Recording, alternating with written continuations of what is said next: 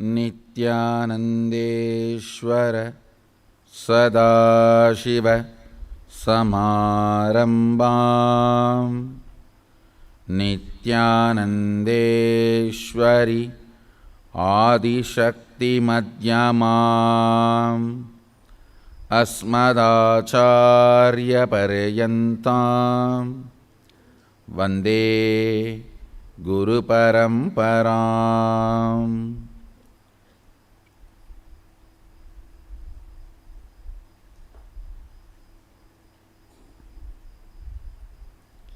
உங்கள் அனைவரையும் வணங்கி வரவேற்கின்றேன்.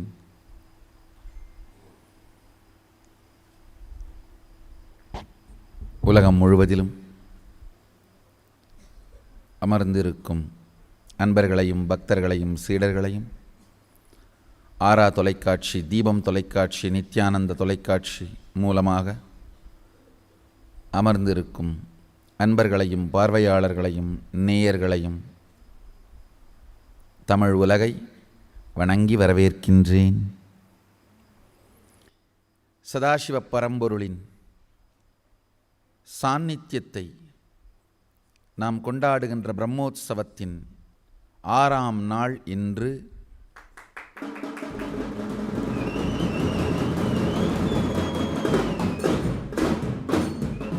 அம்பலவாணனின் அடிசார்ந்து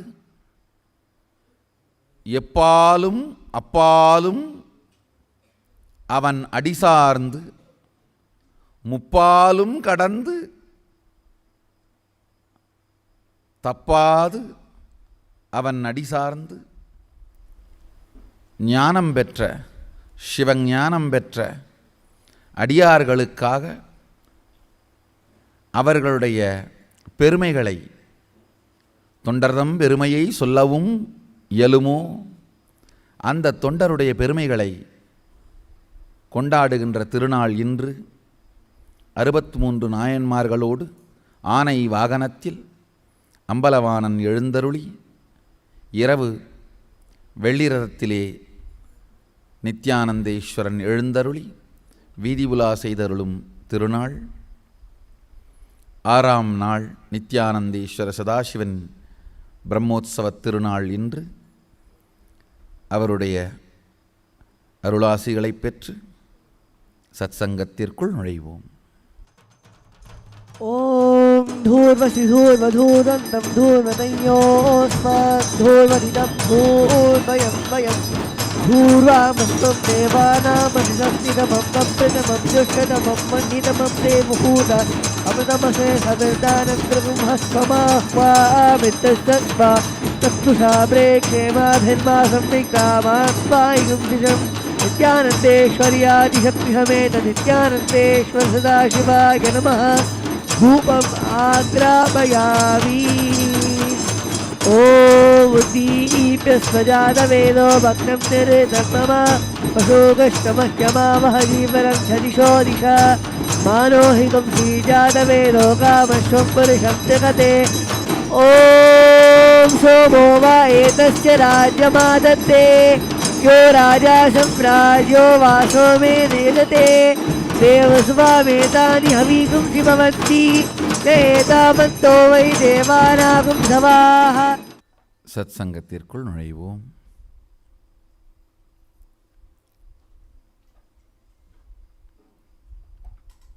மூன்று தமிழ் வார்த்தைகளை உங்களுக்கு இன்று அறிமுகப்படுத்த முயற்சிக்கின்றேன். கற்பனை, கற்புனை, கல்புனை. ஆழ்ந்து கேளுங்கள்.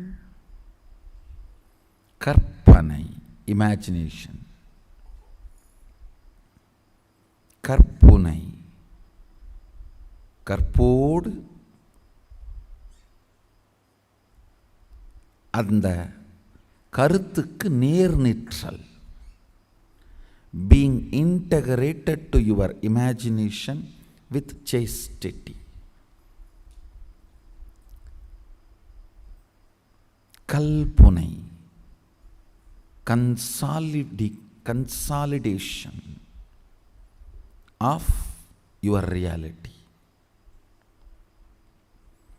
கற்பனை, கற்புனை, கல்புனை. ஆழ்ந்து உள்வாங்குங்கள். கற்பனை அப்படின்றது இந்த வாழ்க்கையின் போக்கிலே நாமாக நினைந்தோ நினையாமலோ, தெரிந்தோ தெரியாமலோ, அறிந்தோ அறியாமலோ, வேண்டியோ வேண்டாமலோ,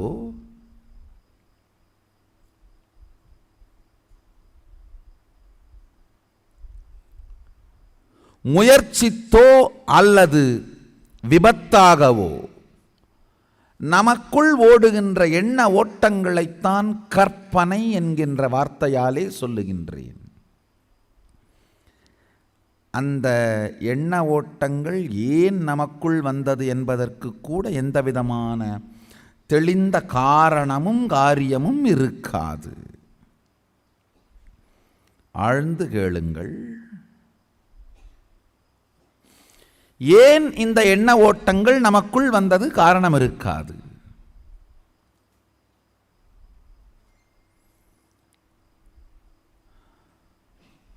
வந்தவைகள்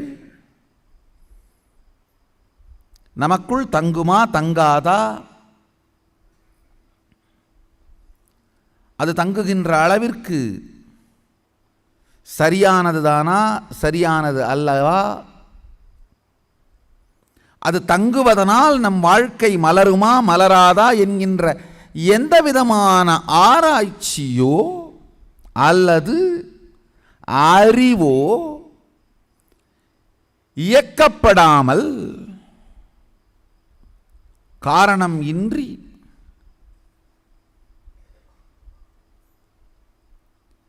இமம் பொங்கி இமய மலையை உடைத்து பிரவாகமாய் வரும் கங்கையாகவும் இருக்கலாம். காரணம் தெரியாது பல வீட்டு கழிவறையிலிருந்தும் வெளிவரும் சாக்கடையாகவும் இருக்கலாம்.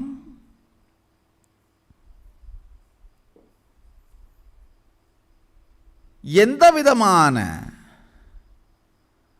தர்க்கமும் குதர்க்கமும் விதர்க்கமும் சொல்ல முடியாத இயக்கம். ஆழ்ந்து புரிந்து கொள்ளுங்கள். குதர்க்கம் கூட சொல்ல முடியாமல் ஓடுவதுதான் கற்பனை. ஒருவனுடைய கற்பனைக்கு அவன்தான் காரணம், அதனால் அவன் தவறு செய்கிறான்னு சொல்ல முடியாது. அந்த மாதிரி சொல்ல முயற்சி பண்ணால் ஒருவன் காணுகின்ற தவறான கனவிற்காக அவனை சிறையில் அடைப்பது அது சாத்தியமல்ல, சத்தியமும் அல்ல. சிறையிலே ஒருவன் அனுபவிக்க வேண்டிய வேதனை அவனுடைய வாழ்க்கைக்கான பாடமாக மாற வேண்டுமானால் மட்டும்தான் அவனுக்கு அந்த வேதனை அளிக்கப்பட வேண்டும். கற்பனையிலே ஒருவன் செய்யக்கூடாத செயல்களை கனவாக காண்பானேயானால் அவனை சிறையில் இட்டாலும் அந்த கனவை மறுக்க முடியாது, மறுதலிக்க முடியாது, மீண்டும் அது வராமல் தடுக்க முடியாது. அதுதான் கற்பனைன்னு பேர். அதாவது எங்கிருந்து உருவாகுகின்றதோ அந்த உருவாகுகின்ற இடமும் நம் கட்டுப்பாட்டில் இல்லை. எங்கு செல்லுகின்றதோ அந்த செல்லுகின்ற பாதையும் கட்டுப்பாட்டில் இல்லை. சென்று சேருகின்ற முடிந்த முடிவும் முடிந்த முடிவினே ஒரு மாற்றத்தை கொண்டு வந்தால் மூலத்திலே அது மாற்றத்தை கொண்டு வருமோ என்கின்ற தெளிவும் இல்லாத சிந்தனை ஓட்டம்தான் கற்பனை.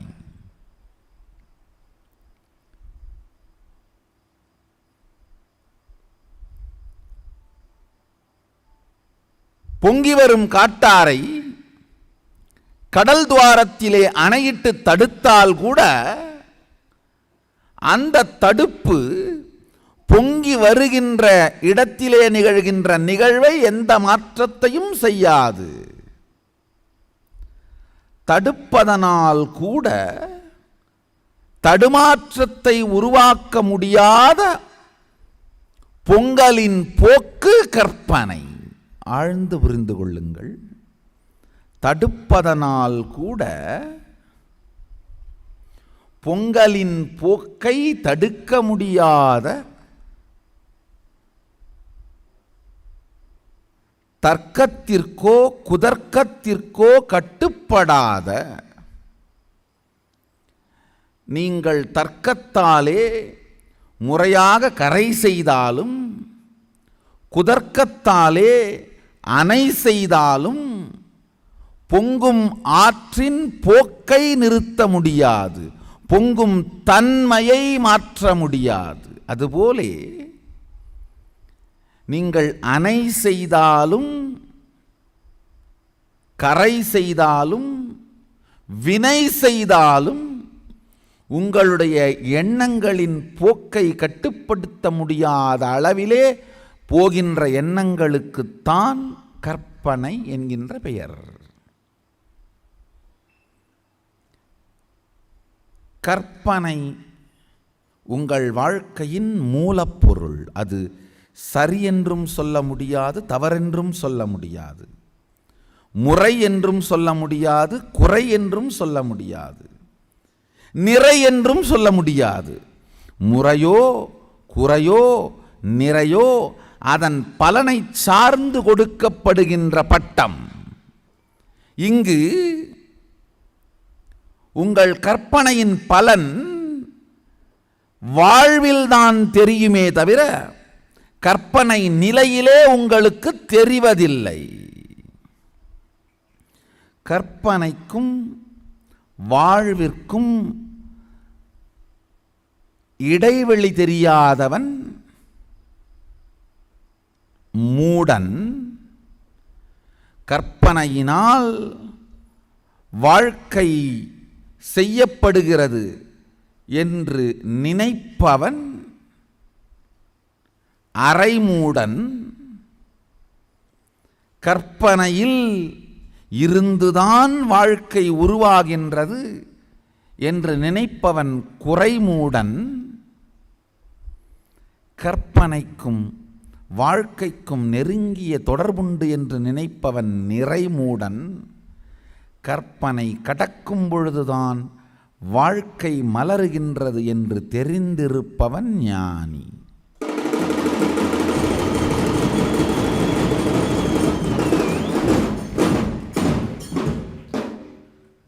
தேவை கற்பனைகளை ஒழுங்குபடுத்துதலோ ஆராய்தலோ உயிர்ப்படுத்தலோ அல்ல.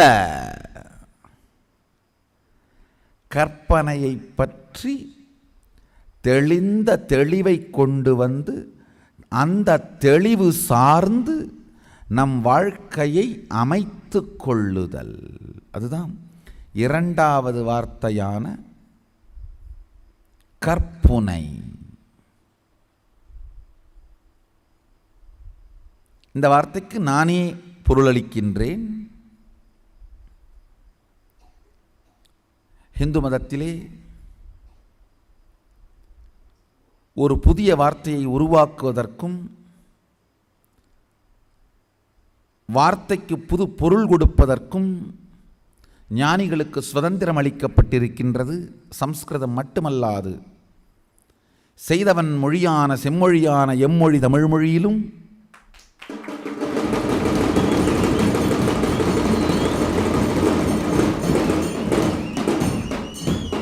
சிந்தை நிறைந்து சொல்வதற்கு அரிய சத்தியங்களை சொல்ல முயற்சிக்கும்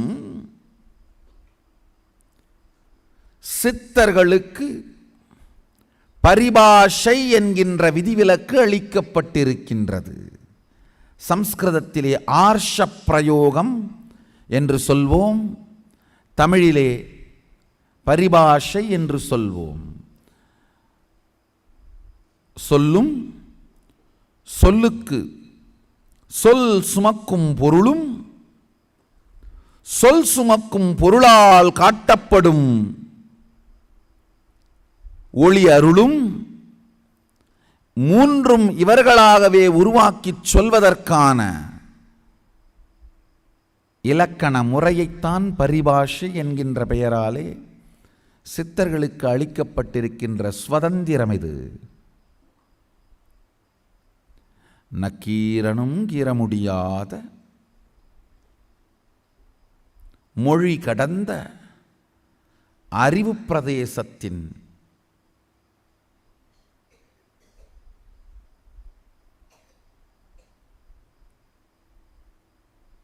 எல்லை இந்த வார்த்தைகளை பிரயோகிக்கின்ற உரிமை.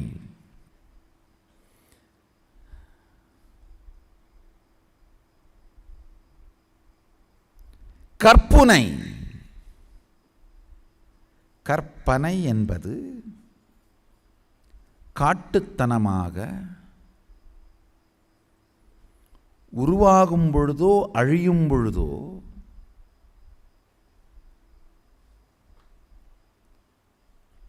காட்டுத்தனமாக இருப்பது.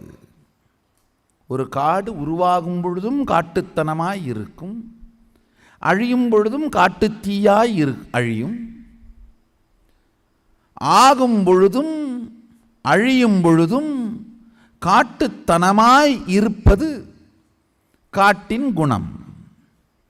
அதுபோல ஆகும் பொழுதும் அழியும் பொழுதும் காரணம் தெரியாததும் காரணம் காட்ட முடியாததும் காரணம் கண்டறிய இயலாததும் காட்டுத்தனமாய் இருப்பதும் அளவாலோ நிலையாலோ நிஜத்தோடு சம்பந்தப்படாத ஒன்றைத்தான் காட்டுத்தனம் என்கின்ற வார்த்தையாலே சொல்லுகின்றோம்.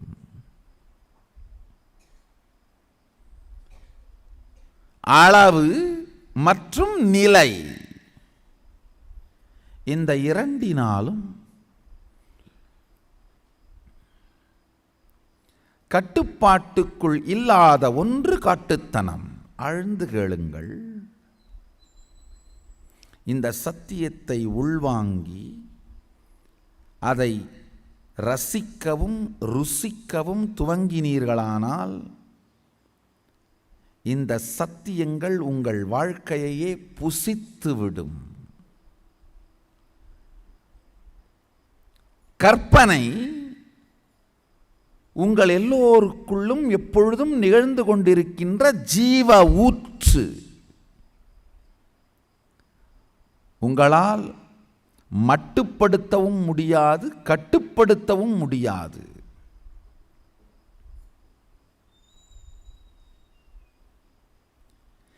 ஏன் வருகிறது என்று யாருக்கும் தெரியாது. மிளகாயை கடித்தால் எதிரியின் நினைவு வரும். மிளகாய்க்கும் எதிரிக்கும் என்ன சம்பந்தம்? இனிப்பு ஊறினால், எச்சில் ஊறினால் நெஞ்சில் ஊறும் நினைவுகள் வரும்.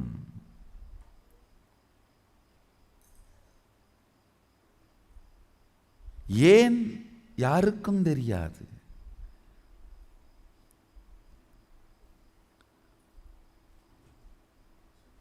நல்ல தொடர்பா கள்ளத் தொடர்பா என்று கூட தெரியாது. எண்ணத் தொடர்பிற்கு தொடர்பே இல்லாது நமக்குள் இயங்குகின்ற இயக்கம் கற்பனை. கற்பனை உயிர்த்தன்மை. உயிரின் தன்மைகளுள் அடிப்படையானது கற்பனை. கற்பனைகள் நேரடியாகவோ மறைமுகமாகவோ நம் வாழ்க்கையை தாக்குகின்ற வரை துக்கம் தொடரும், தூக்கம் தொடரும். மூன்றாவது கண் விழிப்படைந்தால் கற்பனையும் இருக்காது, கனவும் இருக்காது, மனதும் இருக்காது. தூக்கம் மிகப்பெரிய அளவில் குறைந்துவிடும். மூன்றாவது கண் மலர்விற்கு ஒரு மிகச்சிறந்த லட்சணம் பல பேர் என்கிட்ட வந்து கேட்குறது உண்டு, சாமி எனக்கு 3வது கண்ணு திறந்துருச்சா, திறந்துருச்சா, ஓப்பன் ஆகிக்கிச்சா?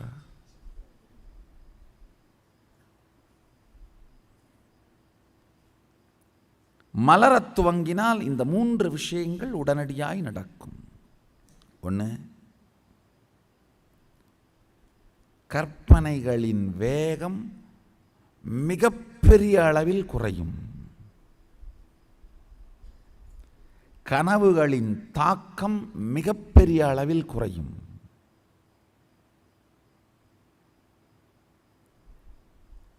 சிந்தனை செறிவு மிகப்பெரிய அளவில் உருவாகும். துக்கமும் தூக்கமும் பெரும்பகுதி மறைந்து ஒழிந்துவிடும். நீர்மூழ்கி கப்பலின் 4புறமும் இல்லை 10 புறமும்னு சொல்லலாம், 8 திசை மேல் கீழ் 10 புறமும் நீர் இருக்கும். ஆனால் ஒரு படகிலே அடிப்பகுதி மட்டும்தான் நீர் தொடும். நீர்மூழ்கி கப்பல் போலே துக்கத்திலும் தூக்கத்திலும் மூழ்கி இருக்கும் நீங்கள் படகைப் போலே ஒரு சிறு பகுதி மட்டுமே துக்கத்திலும் தூக்கத்திலும் தொடர்புடையவர்களாக மாறிவிடுவீர்கள். இதுதான் அந்த 3வது கண் திறந்தால் நிகழ்கின்ற நிகழ்வு. நீர்மூழ்கி கப்பல் 10 திசையிலும் தண்ணீரால் மூழ்கி கிடக்கும். கப்பலோ அடிப்பாகம் மட்டும், அதுவும் ஒரு குறிப்பிட்ட அளவு மட்டும் தண்ணீரில் இருக்கும். நீர்மூழ்கி கப்பல் போலே துக்கம் மூழ்கியாக இருக்கும் நீங்கள் அதிலிருந்து வெளிவந்து துக்கத்தின் மேல் மிதக்கின்ற மிதவையாய் மாறிவிடுவீர்கள். அதுதான் 3வது கண் விழிப்பதற்கான முதல் லட்சணம். இந்த கற்பனை தான் காட்டாற்று வெள்ளம். காட்டாற்று வெள்ளம் காரணமே தெரியாமல், காரணமே இல்லாமல், ஏன் எதற்கு என்று நம் அறிவால் புரிந்து கொள்ள முடியாமல் பொங்கி வருகின்ற மந்தாகினி போல, மந்தப்படுத்த முடியாது பொங்கும் மந்தாகினி போல, இமயத்தின் பனி உருகி இமயமலையையே வெட்டுவதுதான் மந்தாகினி. பனி கரைந்து மலையை வெட்டுகின்றதை பனிமலையாம் இமயத்தில் காணலாம். அந்த மலையில் படிந்த பனி உருகி பொங்கி பெருகி தன்னுடைய வேகத்தால் அல்ல, நிரந்தரமான இருப்பின் பலத்தால். நல்லா தெரிஞ்சுக்குங்க, வேகத்தால் செய்யப்படுவது சில செயல்கள், இருப்பின் பலமான விவேகத்தால் செய்யப்படுபவை பெருஞ்செயல்கள்.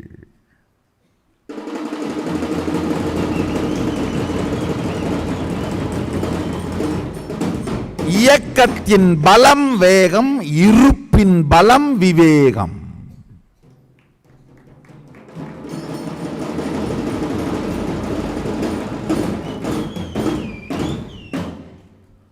பொங்கும் பனிமலையில் பொங்கும் கங்கை பனிமலையையே தகர்ப்பது வேகத்தால் அல்ல, விவேகத்தால். செயலின் பலம் வேகம், இருப்பின் பலம் விவேகம். செயலின் பலத்தால் அல்ல. தண்ணி வந்து மோதி பாறை திறந்து விட முடியாது. தண்ணீர் வந்து மோதாது, இருந்து மோதி மலையை திறப்பதுதான் விவேகம். வந்து மோதி திறந்தால் வேகம், அதுபோல் திறந்ததாய் வரலாறு கிடையாது. இருந்து மோதி திறந்தால் விவேகம். அப்படித்தான் கங்கை கூட இமயத்தை திறக்கின்றாள்.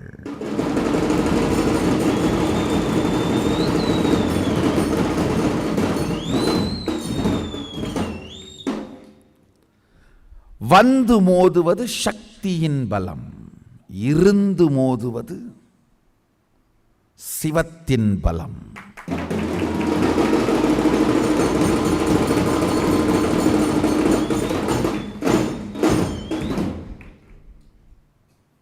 ஆழ்ந்து கேளுங்கள்.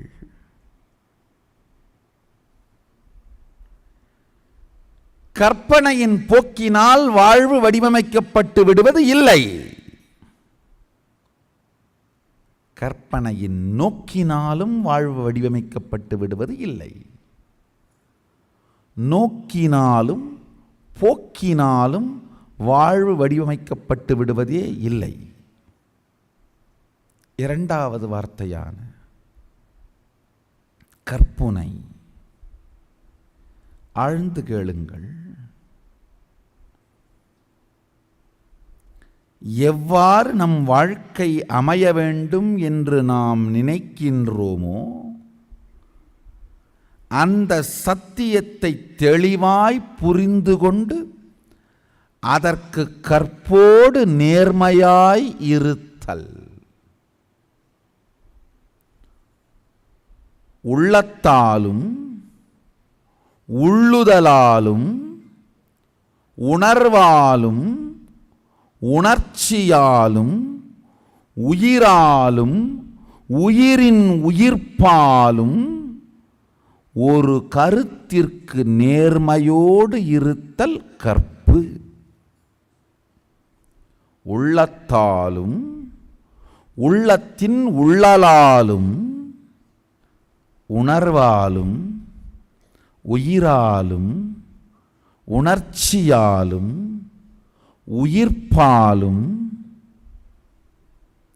உயிரின் உயிர்ப்பாலும் கொண்ட கொள்கைக்கு நேர்மையோடு இருத்தல் கற்பு. நம்ம எல்லாருமே ஏதோ ஒரு சத்தியத்துக்கு கற்போட இருக்கோம். இல்லை சாமி, எதுக்கு கற்போட நான் இருக்கிறேன்னு எனக்கே தெரியல, குழப்பமா இருக்கு. அப்ப குழப்பத்திற்கு கற்போடு இருக்கிறீர்கள் நீங்கள். குழப்பத்துக்கு நேர்மையோடு இருக்கிறீர்கள். ஏதோ ஒன்றிற்கு நிச்சயமாக கற்போடு இருந்தே தீருவோம். கற்பனையிலிருந்து கற்புனைக்கு செல்லாத மனிதன் இல்லை. எப்பொழுது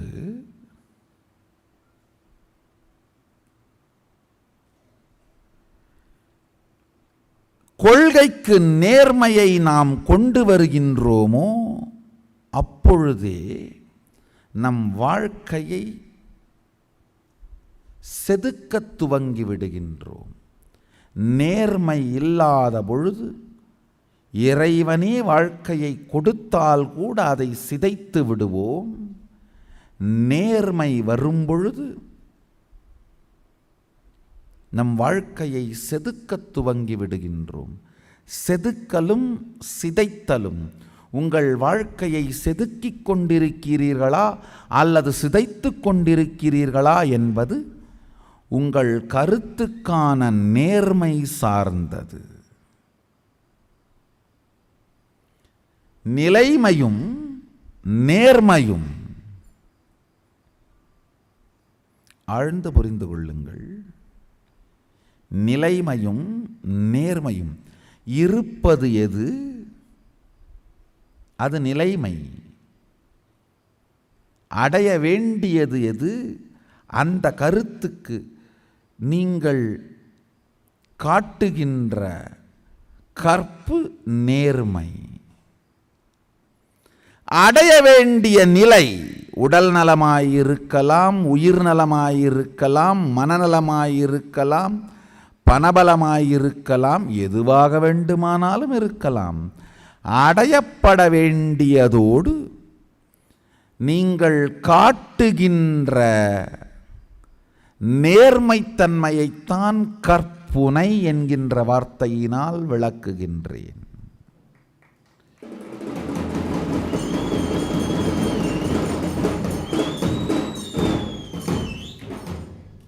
கல்லை நாம் நினைத்த விதத்திலே செதுக்குவது கல்புனை, எண்ணங்களை நாம் நினைத்த விதத்திலே செதுக்கி அதற்கு நேர்மையாக இருப்பது கற்புனை. கற்பனையும் கற்பும் சேர்ந்தது கற்புனை. கற்பனையில் தோன்றும் சில கருத்துக்களை எடுத்து அதற்கு கற்போடு இருத்தல் கற்புனை. ஆழ்ந்து புரிந்து கொள்ளுங்கள். வாழ்க்கையிலே மனைவியையோ கணவனையோ நாம் எந்த அளவுக்கு கற்போடு இருக்கின்றோம் என்பதுதான் முடிவு செய்கின்றது.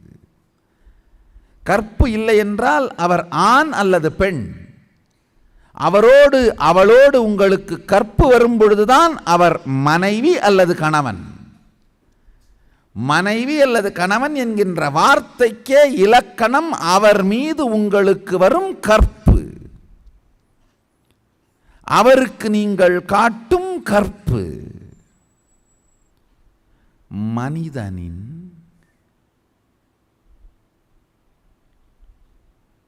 வாழ்வியல் முடிவுகளில் மிக முக்கியமான ஒரு சத்தியம் கற்பும் கற்புனையும். யாரோ ஒரு நபருக்கு கற்போடு இருக்கும் பொழுது அவர் உங்கள் கணவன் அல்லது மனைவியாகின்றார், ஏதோ ஒரு உறவாகின்றார். கற்பு பல நேரங்களில் கணவன் மனைவிக்கு மட்டுமல்ல, நட்புக்கும், தங்கை அண்ணன் பாசத்திற்கும், தாய் மகன் மகள் உறவிற்கும், தந்தை மகன் உறவிற்கும், இதுக்கெல்லாம் கூட கற்பு உண்டு. உறவின் உரைப்பின் உயிர்ப்பிற்கு நேர்மை.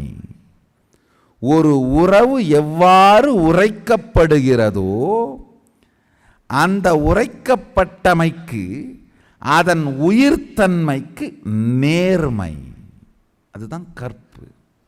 உறவின் உரைப்பின் உயிர்ப்பிற்கு நேர்மை கற்பு.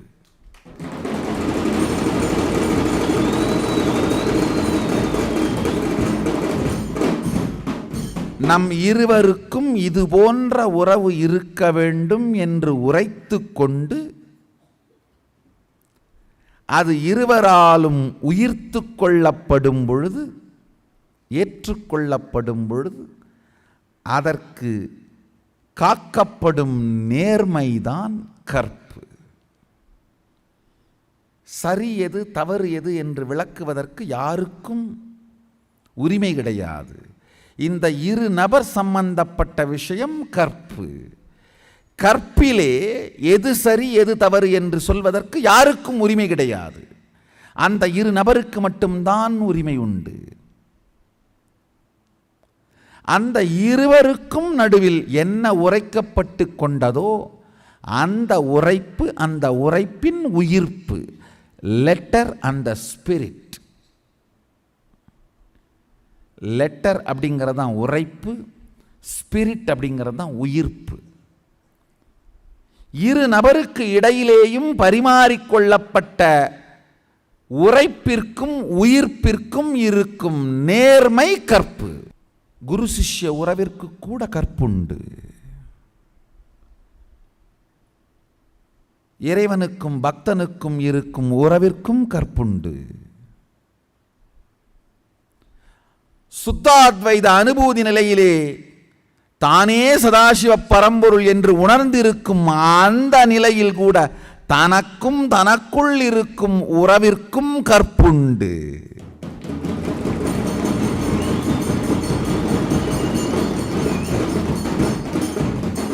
தனக்கும் தனக்கும் தனக்கு உள் இருக்கும் தனக்கும்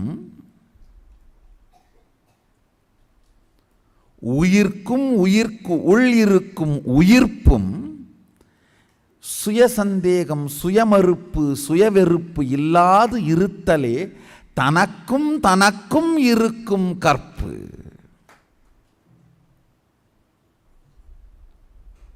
தான் தன்னை தனதாக்கிக் கொள்ளும் முறைக்கு கற்பு. தனக்கும் தனக்கும் இருக்கும் உறவில் தன் மறுப்பும் தன் வெறுப்பும் தன் சம்சயமான சந்தேகமும் இல்லாது இருத்தலே தன் கற்பு. உயிரின் உயிர்ப்பிற்கு இருக்கும் உறவு கூட கற்புடையது, அதற்கும் கற்புண்டு. ஏற்றுக்கொள்ளப்படும் நெறிவு நிலை தவறாது நிற்றிருத்தல் கற்பு. ஏற்றுக்கொள்ளப்படும் நெறிவிற்கு நிலை தவறாது நிற்றல் கற்பு. எப்போ ஒரு நபருக்கும் உங்களுக்கும் உரைத்து கொள்ளப்படும் வார்த்தைக்கும் அதன் உயிராக இருக்கின்ற உண்மைக்கும் நீங்கள் கற்போடு இருக்க துவங்குகிறீர்களோ அப்பொழுதே அந்த நபர் உங்கள் பாகமாய் மாறிவிடுகின்றார்.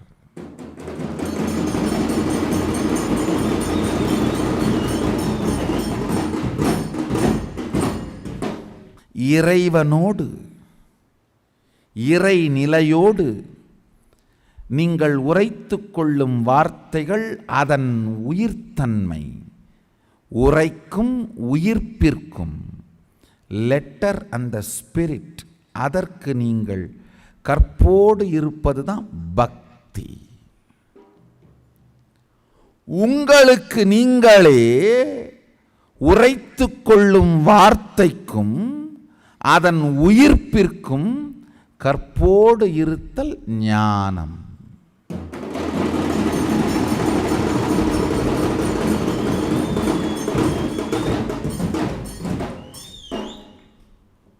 ஓடுவது கற்பனை, இருப்பது கற்புனை. இருப்பது பறப்பது கல்புனை. மூன்றாவது வார்த்தையான கல்புனை புரிந்து கொள்ளுங்கள். கல்லை செதுக்குவது போல் நம் வாழ்க்கையை செதுக்கி நிஜமாக்குவது கல்புனை.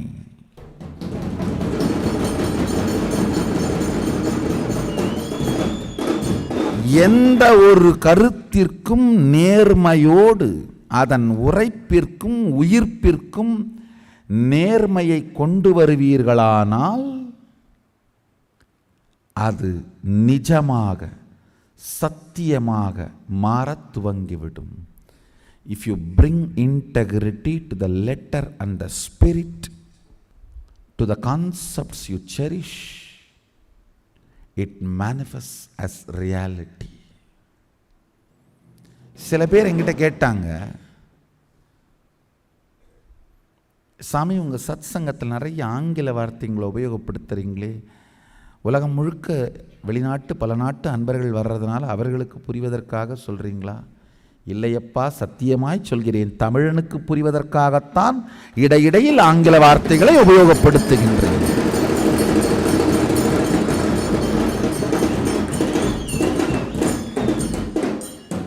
என் தமிழ் உன் தமிழாய் இல்லாததனால் நம் தமிழ் என்று வருகின்ற நிலை வரை வேறு வழியில்லாமல் ஆங்கிலத்தால் நான் அடிக்கடி அறிவுறுத்த வேண்டி வருகின்றது. தயவு செய்து ஆங்கில வார்த்தைகள் வெளிநாட்டவர்களுக்கு என்று நினைக்காதீர்கள். உள்நாட்டு சொந்த தமிழ்நாட்டு சைதாப்பேட்டை தமிழர்களுக்காகவே.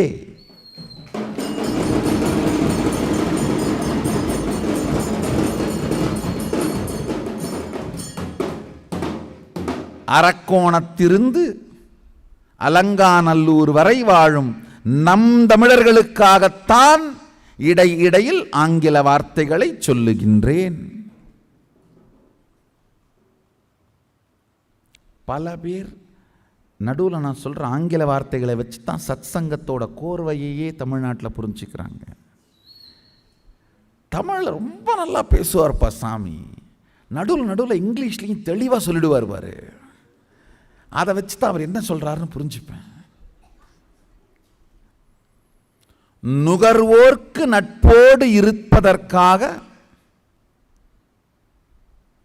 இடையில் ஆங்கில வார்த்தைகளை உபயோகிக்கின்றேன். இதையும் ஆங்கிலத்தில் சொல்கிறேன். யூசர் ஃப்ரெண்ட்லியாக இருக்கிறதுக்காக இங்கிலீஷ் வேர்ட்ஸை யூஸ் பண்ணுறேன்.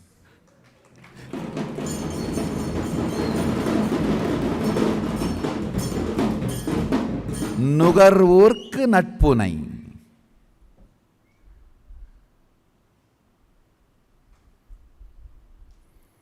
இந்த மூன்று வார்த்தைகள் மீண்டும் சொல்கிறேன். கற்பனை, கற்புனை, கல்புனை. கற்பனை சார்ந்து வாழ்க்கை அமையக்கூடாது. நீங்கள் கொண்ட கொள்கைக்கும் வார்த்தைக்கும் உயிருக்கும் உயிர்ப்போடு இருத்தல் கற்புனை.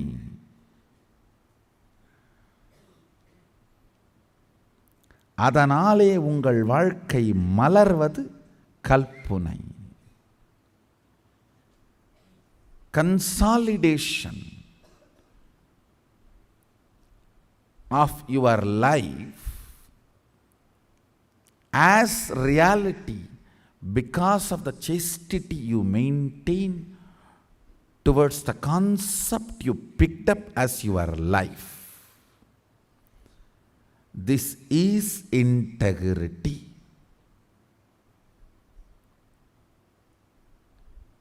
கொண்ட கொள்கை, கருத்து இவைகளின் சத்தியங்களுக்கு சாத்தியங்களுக்கு நேர்மையோடு இருத்தல். அந்த நேர்மையோடு இருப்பதனால் வாழ்க்கையில் வேண்டியதையெல்லாம் விரும்பியதையெல்லாம் நிஜமாக்கிக் கொள்ளல். இது ஒரு பெரிய அறிவியல்ங்க, இது ஒரு பெரிய சாத்தியக்கூறு.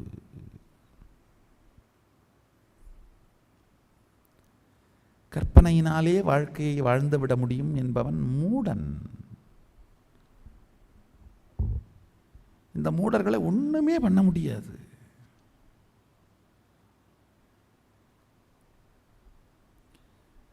விழித்துக் கொள்ளச் சொல்லி இவர்களை நாம் வேண்டினால் அவர்களோடு படுத்துக் கொள்ளச் சொல்லி நமக்கும் வாய் விரிக்கும் மூடர்கள். எந்திரிப்பான்னு சொன்னா நீயும் கொஞ்ச நேரம் படுத்துட்டு போடான்னு சொல்றது கொடுமை. துக்கமோ தூக்கமோ அவர்களாக முடிவு செய்யாமல் அவர்களை வெளியில் கொண்டு வர முடியாது. அவர்கள் முடிவு செய்யாதவரை இரண்டிலிருந்தும் வெளியில் கொண்டு வர முடியாது. காரணம் என்ன? வெளியில் வரக்கூடாதுன்னு நினச்சிட்டாங்கன்னா வந்தாலும் வராதது போல நடிப்பார்கள். அப்போ என்ன பண்ண முடியும்? தூங்கினால் எழுப்பலாம், தூங்குவது போல் நடித்தால். துக்கத்தில் இருந்தால் வெளியில் கொண்டு வரலாம், துக்கத்தில் இருப்பது போல் நடித்தால்.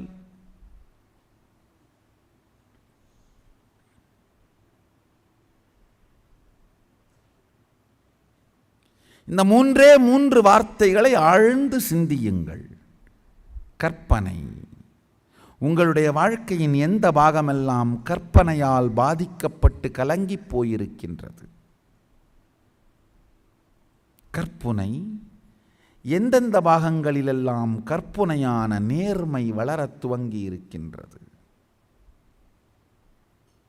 வீடு முழுக்க பாடி பில்டிங் பண்ணவங்க போஸ்டர் எல்லாம் ஒட்டி வச்சிட்டு இருக்கிறது கற்பனை. ஒரு நாளாவது எந்திரிச்சு காலையில் யோகா பண்ண ஆரம்பிக்கிறது தான் கற்புனை.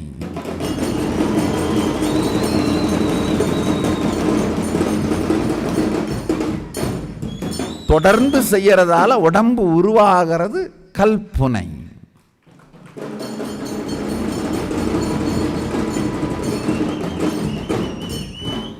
கற்பனையும் கற்புனையும் கல்புனையும் இந்த 3 வார்த்தைகளையும் உங்கள் சிந்தனைக்குள் ஆழ்ந்து ரசித்தும் ருசித்தும் உள்வாங்குங்கள். உங்கள் வாழ்க்கையின் எந்த பாகமெல்லாம் வெறுங்கற்பனையாய் இருக்கிறது, எந்த பாகத்தில் கற்புனை எனும் நேர்மை வரத்துவங்கி இருக்கிறது, எந்த பாகத்தில் கல்புனை என்கின்ற நிஜமாக மலருகின்ற உங்கள் வாழ்க்கை நீங்கள் விரும்பியபடி அமையத் துவங்கி இருக்கின்றது. இந்த 3ஐயும் பார்த்தாலே உங்களுக்கு புரிஞ்சிடும் எதை எங்கு நகர்த்தி எங்கு செலுத்த வேண்டும்னு. எங்கிருக்கின்ற கற்பனை எங்கிருக்கின்ற கற்புனையாய் நகர்த்தப்பட வேண்டும், எங்கிருக்கின்ற கற்புனை எங்கிருக்கின்ற கல்புனையாக செலுத்தப்பட வேண்டும். இந்த இயக்கம் உங்களுக்கே புரிந்துவிடும். இந்த இயக்கம் புரிவது விவேகம்.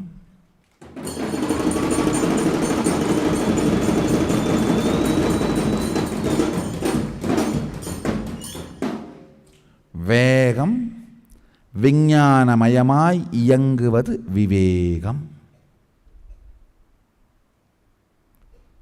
வேகம் விஞ்ஞானமயமாய் இயங்குவது விவேகம்.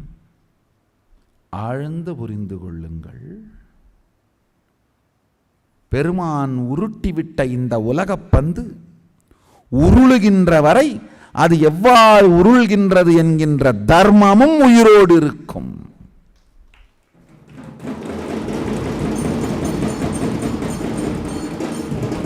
அந்த தர்மம்தான் வாழ்வியல் விஞ்ஞானம். அந்த விஞ்ஞானத்தோடு உங்கள் வாழ்வின் வேகம் சேரும் பொழுது விவேகமாய் மலர்ந்து நிஜமாய் மாறுகின்றது.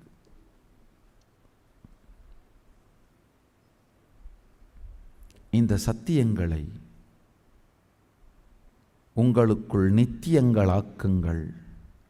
மித்தியங்கள் அழியும், வாழ்வு இனிமையாய் மலரும். இந்த 3 வார்த்தைகளையும் ஆழ்ந்து சிந்தியுங்கள்.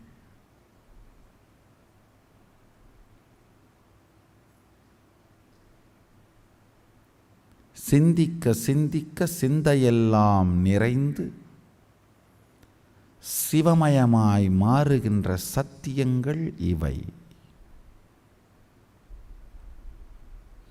இதை சிந்தித்து சிவமயமான அனுபூதியாக மாற்றிக்கொள்வதற்கான தீட்சை சிவதீட்சை. இந்த அனுபவத்தையும் அனுபூதியையும் அடைய விரும்பும் அத்துணை பேரும் செய்ய வேண்டிய செயல் ஞாயிற்றுக்கிழமை கல்பதர் யோகத்திற்காக பெங்களூரு ஆதீனத்திற்கு புறப்பட்டு வருதல். வாருங்கள், இந்த சிந்தை உங்கள் சீவனுக்குள் ஊறி சிவமாய் மாறுவதற்கான அரிய ஒரு வாய்ப்பு, அரிய ஒரு சாத்தியம். நீங்கள் எல்லோரும் நித்யானந்தத்தில் நிறைந்து நித்யானந்தத்தில் மலர்ந்து நித்யானந்தமாகிட ஆசீர்வதிக்கின்றேன். ஆனந்தமாக இருங்கள்.